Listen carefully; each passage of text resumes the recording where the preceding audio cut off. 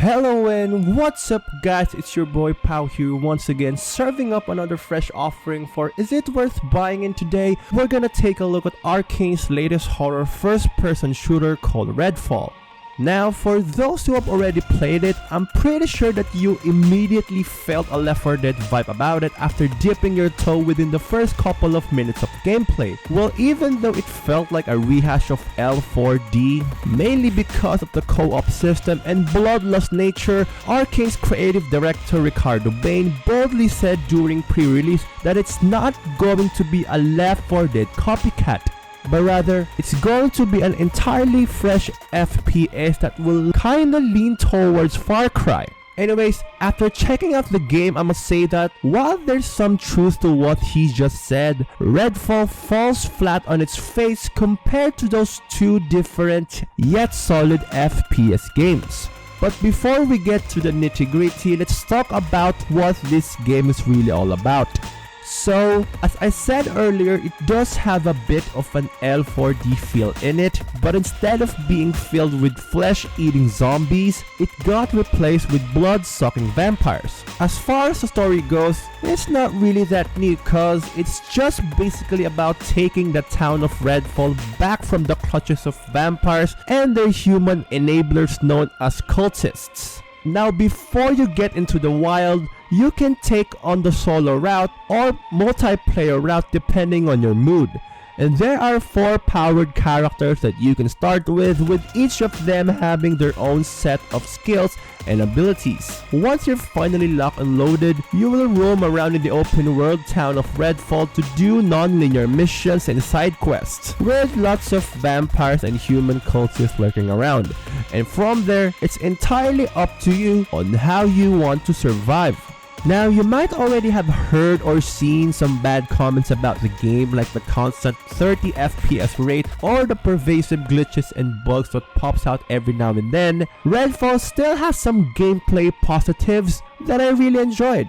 Like, the human enemies are so easy to kill that I took my sweet time to aim for headshots just to get higher XP, and I also had a blast firing UV beams and other cool weapons at the vampires before staking them out like grilled barbecues on a hot summer day. Anyways, as much as I wanted to say more good things about Redfall, sad to say, but that's pretty much about it for the good stuff. And now, let's flip the switch and talk about the bad stuff.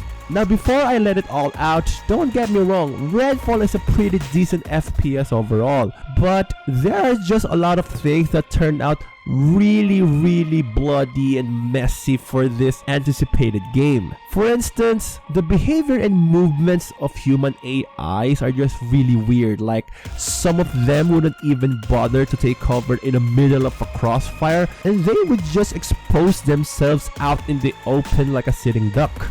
In addition, most missions are kinda bland, lame and petty, which made it harder for me to take this game seriously. I mean, if you're looking for a challenging FPS, you can definitely give this one a hard pass. But if you're not a hardcore FPS gamer and just wanted to practice your aim and shooting skills, then by all means. Now, same thing goes when you encounter a vampire. You would notice a lot of vampires just literally hanging around the town suspended in mid-air, I don't know, maybe perhaps sleeping, and they wouldn't even dare to bother you unless you provoke them or heard you making noise. Though you can just leave them at peace, fighting a vampire presents more challenge than engaging with cultists, because their movements are more unpredictable and some of them have super skills which the human AIs do not have. At first I was having a hard time defeating vampires, which is expected, but after several encounters I got to familiarize myself with their behavior and eventually I was able to kill them as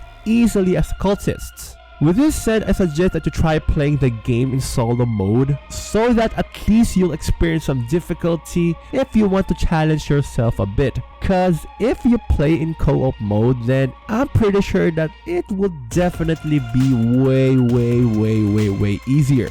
Anyways, although the game has its own open world that you can explore around, it really feels empty and limiting as you cannot interact much with your surroundings. I mean, you can only access the trunk of abandoned cars in which you can find random loot inside. I mean, you cannot drive them or move them around, and the only thing you can do about them is blow them up. Now, when you get inside the houses and mansions, you can only scour for loot and ammunition, which is pretty disappointing given how most of them are filled with tremendous visual detail. And I also noticed that there are already a lot of gas canisters scattered around enemy areas as if it's already giving you a hint where to shoot in case things go wrong. Coming off a series of FPS bangers like Dishonored, Prey, and Deathloop, most people expected that Arkane would top it all off with the release of Redfall.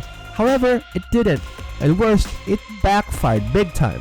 I mean, it just didn't have enough juice and felt short with the oomph to be a thrilling FPS. And although there's some crumbs of fun in it, the bad outweighs the good for Redfall, and just like the vampires living in its hollow town, well, it sucks.